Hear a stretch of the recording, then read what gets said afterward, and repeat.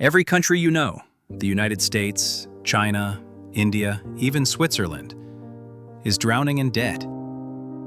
But here's the paradox. If every country owes money, who's the creditor? Who's sitting on the other side of this invisible table, collecting interest from the entire world? Because if debt is everywhere, then someone, somewhere, must be rich beyond imagination. Or maybe, the truth is far more terrifying. No one really owns it. Let's start simple. Governments borrow money to fund wars, welfare, infrastructure, and bailouts. Today, global debt exceeds $315 trillion. That's nearly 3 times the world's total GDP. It's like every human on Earth owes $40,000 to some invisible lender.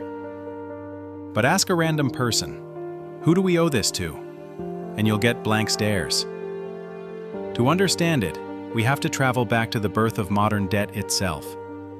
Centuries ago, kings borrowed gold from merchants. When they couldn't pay back, they gave them land, trade rights, power. That same pattern lives on, but in a digital disguise. Modern governments issue bonds, promises to repay investors with interest. Banks, corporations, pension funds, and even other governments buy these bonds. This web creates an illusion of balance. You owe me, I owe you. But here's the twist. Most of this money doesn't even exist. It's created from thin air by central banks through what's called fractional reserve banking. When banks lend, they don't give you money they already have. They create it by typing numbers into a computer. So when you hear the government owes trillions, it's not to a single rich person or alien banker. It's to the very system we all depend on, a system that feeds on endless borrowing. Every few decades, the system shakes. In 2008, the world nearly collapsed because banks sold debt as a product, stacked on more debt, and pretended it was gold. When it crumbled, governments bailed them out with more debt, and the cycle repeated. The secret nobody wants to admit? Debt isn't a bug, it's the engine. It's what keeps the entire global economy alive. If countries stopped borrowing, everything would stop.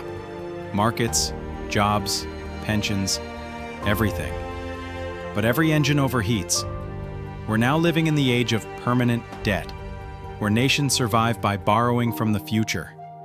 Inflation is the quiet tax we all pay for this addiction. And the creditor isn't a person. It's the system itself, a machine that must keep expanding or die. The result? The rich get richer because they own the assets that grow with debt. The poor get poorer because their savings lose value. Every crisis transfers power upward. Debt has become the new form of control, not through armies, but through interest rates and credit ratings. A silent empire where the banks and central institutions decide which countries thrive and which collapse. So who's the creditor? It's not a person, not a country. It's an idea. The belief that money must always grow, that debt must always expand. We don't owe it to anyone. We owe it to a system we created, but can no longer control. If the world can't exist without debt, then what happens when trust finally runs out? Comment your answer below.